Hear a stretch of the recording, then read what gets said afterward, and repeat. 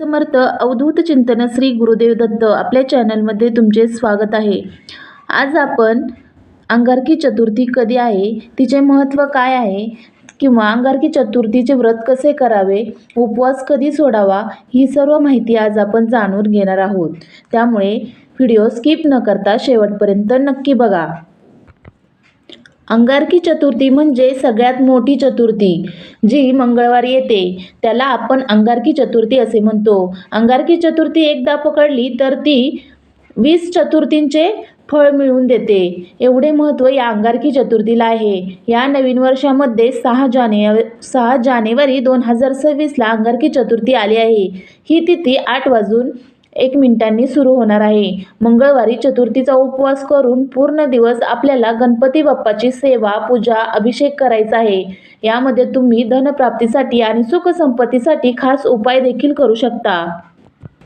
संकष्टी चतुर्थी दर महिन्यातील कृष्ण पक्षातील चतुर्थीला येते. जेव्हा संकष्टी चतुर्थी मंगळवारी येते तेव्हा तिला अंगारकी चतुर्थी म्हणून ओळखली जाते.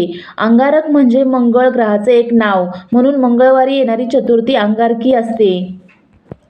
या दिवशी व्रत उपवास केल्याने गणपती बाप्पा आणि मंगळ ग्रहाची विशेष कृपा मिळते.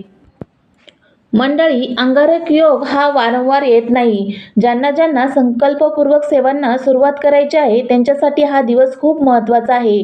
ज्यावेळी आपल्याला पूर्ण वर्षभरासाठी संकष्टी चतुर्थीचा उपवास करायचा असतो त्यावेळी अंगारकी चतुर्थीपासून सुरुवात केली जाते. या 6 जानेवारीपासून तुम्ही नव्याने उपवास करणे सुरू करू शकता. आता जे आधीच गणेश भक्त आहेत त्यांच्यासाठी हा अत्यंत शुभ योग आहे. त्यांना माहितीही असेल की अंगारक म्हणजे काय, परंतु ज्यांना माहीत नाही त्यांच्यासाठी मंगळ ग्रहाला ज्या वरद विनायकाने पावन केलं त्या विनायकाने आपलाही उद्धार व्हावा ह्या हेतूने अंगारक चतुर्थी साजरी केली जाते. या चतुर्थीच्या दिवशी शक्य असेल तर बाप्पाचं दर्शन घ्यावं, हे तर सगळ्यांना माहीत आहे. तसे तर आपण नेहमीच जातो, पण चतुर्थीच्या दिवशी जाणं खूप महत्त्वाचं आहे. या दिवशी तुम्ही घरातील गणपतीला पाण्याने, दुधाने, पंचामृताने अभिषेक घालू शकता. अभिषेक घालताना गणपती अथर्वशीर्ष पठण करायचे आहे. शक्य असेल तर 11 वेळा आणि नाही शक्य झाले तर 1 वेळा पठण करून अभिषेक घालायचा आहे. शेवटी भाव हा महत्त्वाचा असतो. नंतर हळदी कुंकू, धूप दीप दाखवून जास्वंदाचे फूल अर्पण करायचे आहे. दुर्वा अर्पण करायचे आहेत. जास्वंदाचे फूल नसेल तर कोणतेही लाल रंगाचे फूल व्हावे आणि 3 पानांची 1 दुर्वा अशा 21 दुर्वांची जुडी व्हायची आहे. मोदकांचा प्रसाद हा गणपती बाप्पाला अतिशय प्रिय आहे. मोदक नसतील तर लाडवांचा नैवेद्य दाखवला तरी चालेल. अगदी गूळ खोबरे सुद्धा गणपतीला खूप प्रिय आहे. गणपती बाप्पाच्या आवडत्या सगळ्या गोष्टी गणपती बाप्पाला अर्पण करायच्या आहेत आणि गणपती बाप्पाची धूप दीप लावून आरती करायची आहे. आपल्या आयुष्यात जे काही प्रसंग अडचणी आहेत, कामात यश येत नाही, संतान प्राप्ती होत नाही, घर, विवाह, अडकलेले पैसे या कामांसाठी हे चतुर्थीचे व्रत करतात. प्रत्येक गणेश भक्तांसाठी चतुर्थीचा दिवस हा खूप महत्त्वाचा आहे. विघ्नहर्ता, बुद्धीची देवता, सौभाग्य आणि समृद्धीची देवता असलेल्या या गणपती बाप्पाची सेवा आपल्याला करायची आहे. आयुष्यात दुःख, संकट, त्रास राहत नाही आणि गणपती बाप्पाची आपल्याला विशेष कृपा लाभते.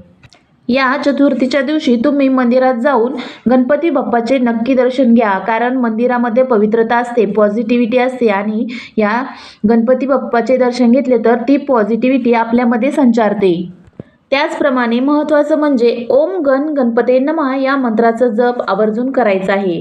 कोणत्याही शुभ कार्यासाठी गणपती बाप्पाची पूजा केली जाते. आपण जर एखादे शुभ कार्य करत असतो तेव्हा त्या कार्यामध्ये कोणतीही अडचण येऊ नये, संकट येऊ नये आणि ते निर्विघ्नपणे पार पडावे म्हणून आपण गणपती बाप्पाची पूजा करतो.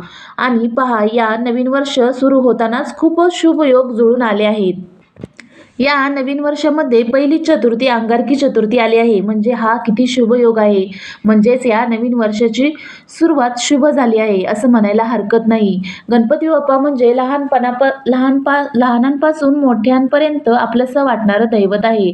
त्यामुळे आपल्या लाडक्या गणपती बाप्पाजवळ आपल्याला हवे ते आपण मागू शकतो, हवी ती प्रार्थना करू शकतो आणि गणपती बाप्पा जवळपास सगळ्यांच्याच हाकेला ओ देतो. असा हा अनेकांचा गणेश भक्तांचा अनुभव आहे. गणपती बाप्पा सगळ्यांच्या इच्छा पूर्ण करतो. ज्या मुलांच्या अभ्यासात मन लागत नाही अशा मुलांना गणपती बाप्पाच्या अभिषेकाचे तीर्थ प्यायला दिल्याने त्यांची बुद्धी वाढते, अभ्यासात एकाग्रता वाढते. बुद्धिमत्तेचं वरदान गणपती बाप्पाकडून त्यांना मिळतं. महत्त्वाचं म्हणजे अंगारकी संकष्टी चतुर्थी संकटाचा नाश करणारी चतुर्थी मानली जाते. जो खऱ्या मनाने व्रत उपवास करतो आणि गणपतीची पूजा करतो, श्री गणपती बाप्पा त्यांची सर्व संकटे दूर करतात. अंगारकी चतुर्थीला मंगळी चतुर्थी असे देखील म्हणतात.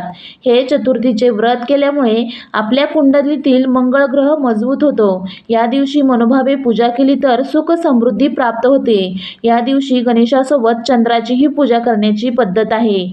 त्याशिवाय हे व्रत पूर्णच होत नाही. या दिवशी आपल्याला गणेशाची पूजा झाल्यावर चंद्रोदय झाल्यानंतर चंद्रदेवतेची पूजा करून मग उपवास सोडायचा आहे.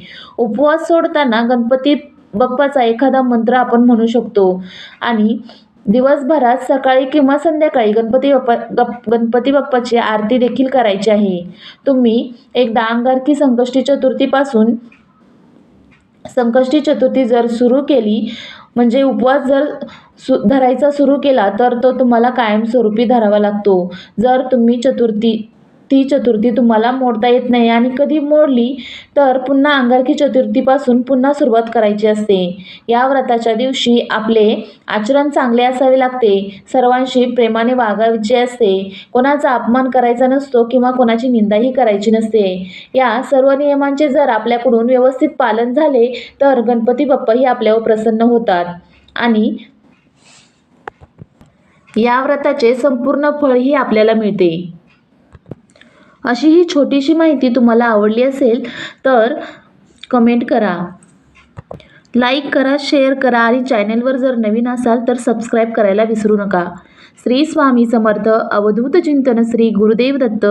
गणपती बाप्पा मोरया. मंगलमूर्ती मोरया. ओम गण गणपते नमः.